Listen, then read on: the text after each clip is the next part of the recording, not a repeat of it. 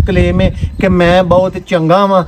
हाँ मैं ये कहना मैं हर दिन ही दोस्तों कोशिश करना कि तुहाडे पैसे तुहाडी हक हलाल दी कमाई मैं नजायज़ ना किते लगन देवां। कि मैं खुद कम से कम 2 साल हो गए ने जोड़ियां नूं। जी जी ਕੁਝਾਂ ਕੰਮ ਕੀਤਾ ਹੈ ਕੁਝਾਂ ਨਹੀਂ ਕੀਤਾ। ਜਿਹੜੇ ਹੋ ਸਕਦਾ ਸਾਡੀ ਸਮਝ ਨਾ ਆਏ ਹੋਣ हाँ ਤੇ ਉਹ ਅਸੀਂ ਵਾਪਸ ਕੀਤੇ ਨੇ ਤੇ ਅਲਹਮਦੁਲਿਲਾ ਵਾਪਸ ਵੀ ਹੋਏ ਨੇ ਤੇ ਹਰ ਚੀਜ਼ ਜਿਸ ਤਰ੍ਹਾਂ ਅਸੀਂ ਆਖੀ ਹੈ ਉਸੇ ਤਰ੍ਹਾਂ ਦੀ ਹੈ जी। हालांकि नासर भाई तुहाडे हाँ जी दोस्तों शौक करन वास्ते जी अज साडे कोल इकराम भाई और नासर भाई फ्राम सऊदीया।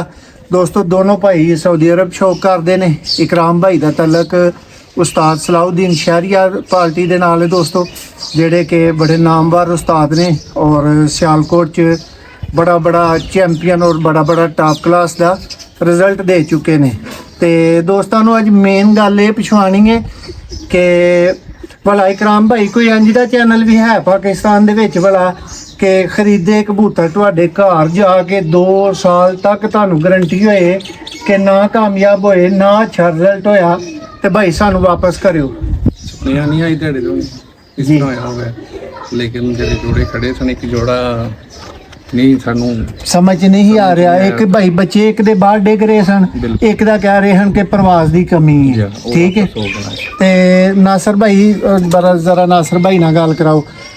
नासर भाई तुसा चीज़ वापसी वास्ते आखिया है भाई तुहाडे नाल कोई मत्थे वट पाया होए?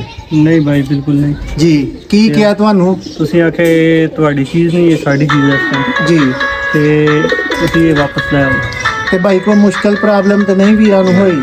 ਨਹੀਂ ਭਾਈ ਨਹੀਂ ਬਿਲਕੁਲ जी तावन कीता तुहाडी बहुत मेहरबानी। यानी इकराम भाई पाकिस्तान जैन दे चैनल है ने यूट्यूब ते जेड़े खरीदे कबूतर साल दू बाद भी वापस ले लेंदे ने। बहुत मुश्किल है, सुनिया नहीं आई तेरे तो आज तक ही नहीं ही सुनिया, आज ही सुन रहे हो। अच्छा वीर जी माजरत है कि गर्मी दे विच बैठे हैं तो चलो वीरां दा टाइम नहीं लांगे।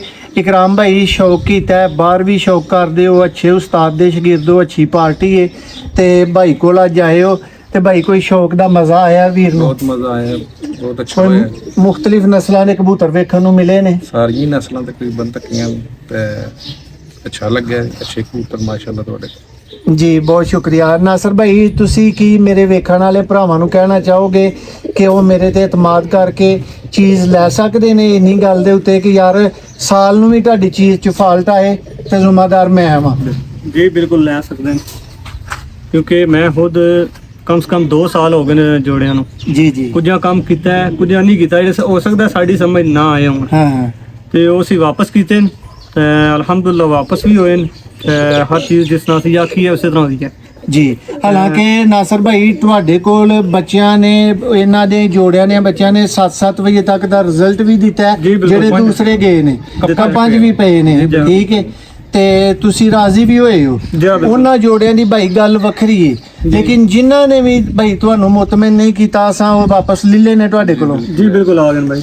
जी दोस्तों बहुत शुक्रिया। वीरां नू इन्नी ही गलबात सुनवानी ही कि अहीं दोस्तों कोई बहादुर नहीं ना ही दोस्तों मेरा क्लेम है कि मैं बहुत चंगा वा।